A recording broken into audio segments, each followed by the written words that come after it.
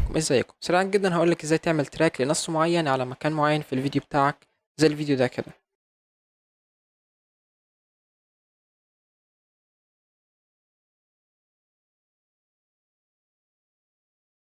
الافكت ده بيستخدم كتير جدا في فيديوهات العقارات او الريل استيت، وده الفيديو اللي انا شغال عليه دلوقتي. المفروض اخلص تصوير الفيديو ده واكمل شغل عليه، وبيستخدم في حاجات تانية كتير جدا، فهقولك دلوقتي ازاي تعمله.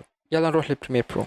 ده البروجكت اللي انا شغال عليه، ده الافكت اللي عامله في الاخر. زي ما انت شايف النص متابع كانه بيتحرك معاه او معمول له تراك في ارضية الفيلا ديت. فعشان اعمل كده وانا في بريمير برو في طريقتين. الاولى انك تعمل اكسبورت للفيديو ده، فانا عندي الفيديو الاساسي اللي هو هنا مجهزه، ما فيهوش الافكت.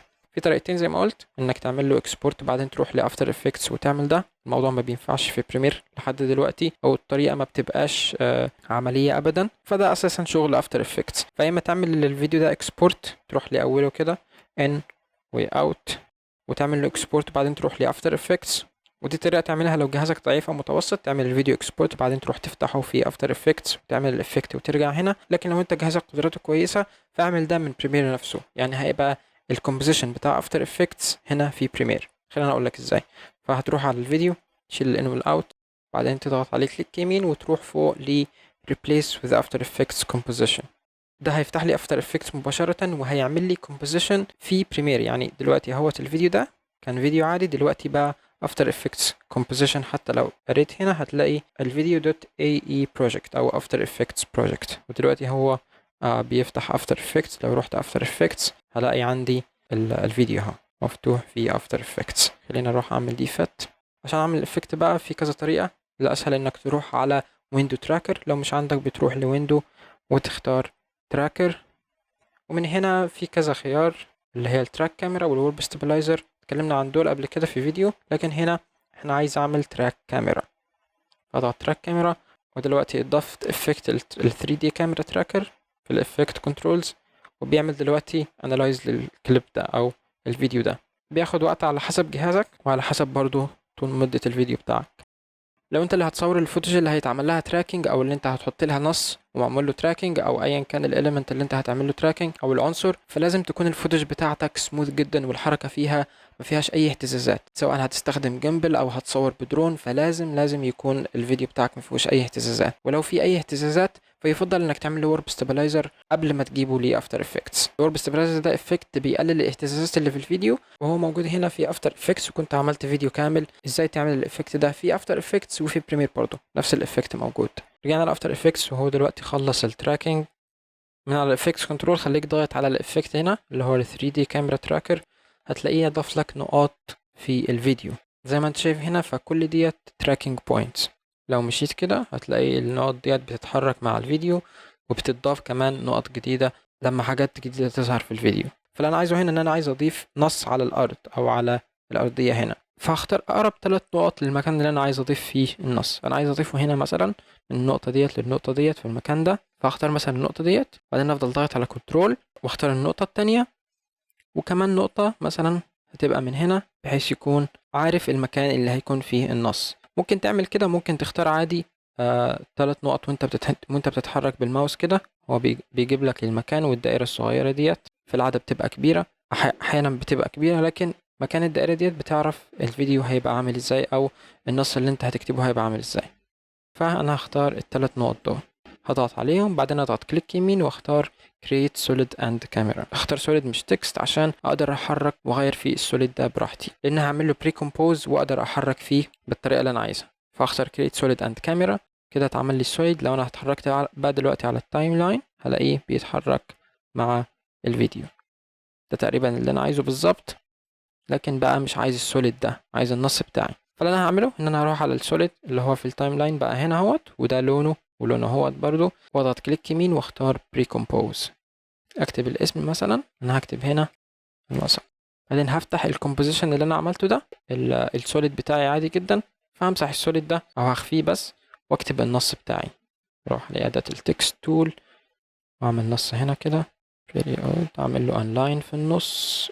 وعادي لو عايز تغير الكومبوزيشن ده عشان تحط صورة او كده تغير اعداداته، بتروح على كومبوزيشن وتختار كومبوزيشن سيتنجز. بس انا الاعدادات بتاعته او المربع ده بالنسبة لي مناسب، فهرجع للكومبوزيشن بتاعي هلاقي هنا ايه ده بقى، الموضوع معمول له تراكنج وكل حاجة، بس انت هتحتاج تغير في مكان او ابعاد السوليد او الكومبوزيشن ده. فاروح على الكومبوزيشن وافتحه كده، انزل الترانسفورم، هي دي 3D layer فاقدر اغيرها براحتي. هكبرها خالص كده مناسب اعتقد، وهغير في الابعاد اللي هي البوزيشن والاكس والواي والزد روتيشن والاورينتيشن برضو. غير في الارقام ديت وهقول لك كل واحده بتعمل ايه. فاروح على البوزيشن، ممكن عايز اوديه هنا كده، والاورينتيشن اغير في كده كده بقى مناسب. وانا عايز النص ده واقف، فالرقم التاني ده هو اللي بيتحكم فيه. كده بالنسبه لي مناسب. دلوقتي لو عملت بريفيو او شغلت الفيديو شكله فعلا حلو. ممكن اضيف له شادو او ظل شويه، فاروح للكومبوزيشن اللي فيه النص ده، هو ده، وهضيف افكت دروب شادو من الافكتس. اروح على الافكتس وابحث عن دروب شادو افكت. المفروض اخلص الفيديو ده عشان اخلص البروجكت ده، لاني يعتبر متاخر، لكن لازم نعمل التوتوريال ده.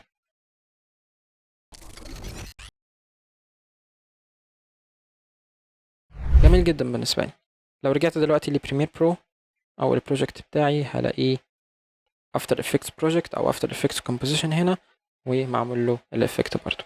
ده الاول وده التاني. اللي انا كنت عامله كان اصغر شويه، هنا اكبر شويه، لكن دي على حسب اعداداتك انت. خلينا نجرب على فيديو تاني انجليزي، لان الفيديوهات الانجليش بتبقى شكلها احلى بكتير، او النص الانجليزي بيبقى شكله احلى بكتير في الافكت ده. نجرب على الفيديو ده كمان مره عشان تفهم اكتر الموضوع بيمشي ازاي. خلينا نشوف ابدا منين. ممكن من هنا هحط نص، فهختار من هنا إلى نهاية الفيديو و new composition.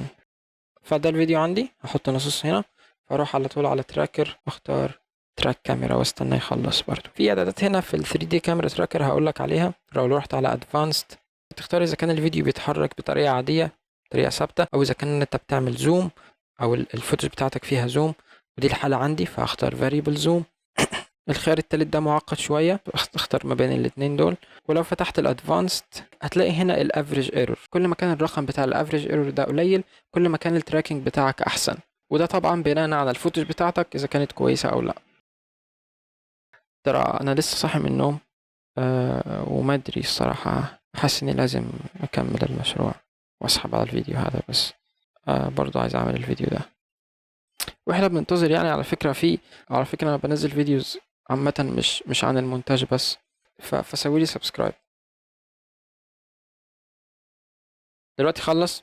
بعد الرغي الكتير ده لازم تضغط على ال 3D كاميرا تراكر او تكون مختاره عشان التراكنج بوينتس تظهر. هنا احسن بكتير، في تراكنج بوينتس كتير جدا في الفيديو، وده عشان هو فيه elements كتير او عناصر كتير يقدر يتتبعها او يعمل لها تراك. فانا شايف هنا شايف الدائرة مظبوطة جدا، دي عشان الفوتوج سموث بالدرون. واضح ان الفوتوج ديت بالدرون. انا هحط النص على الارض، فاختار النقطة اللي على الارض ديت واختار كليك يمين.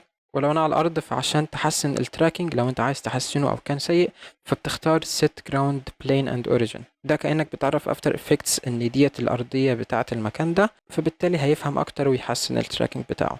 بعد ما اعمل كده هروح تاني واضغط كليك يمين واختار create solid and camera. فده السوليد اهوت. لو كده مشيت هلاقيه مظبوط تماما.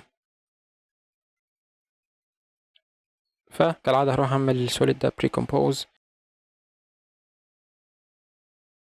بعدين افتحه واشيل السوليد كولر ده واكتب النص بتاعي. ارجع بقى للكومبوزيشن بتاعي هلاقيه زي كده، فبرضو هفتح السوليد ده واظبط مكانه من الترانسفورم. اوريدي كان يعتبر مظبوط، بس ممكن اغير مكانه شوية كده يمين.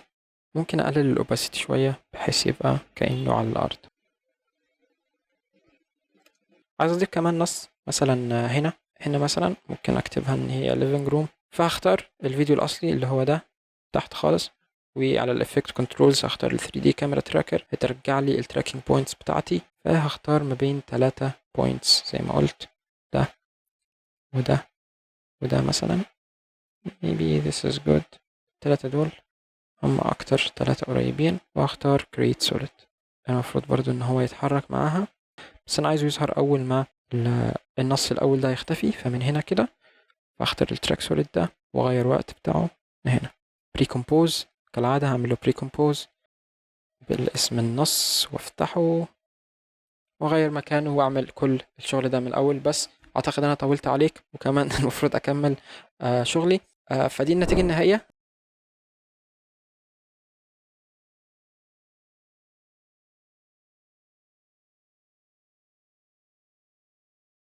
وزي ما قلت لو انت اللي بتصور خد بالك ان الفيديو يكون سموث وما فيهوش اهتزازات. بس كده، متنساش تعمل لي سبسكرايب. اشوفك الفيديو الجاي وانا هكمل شغل بقى.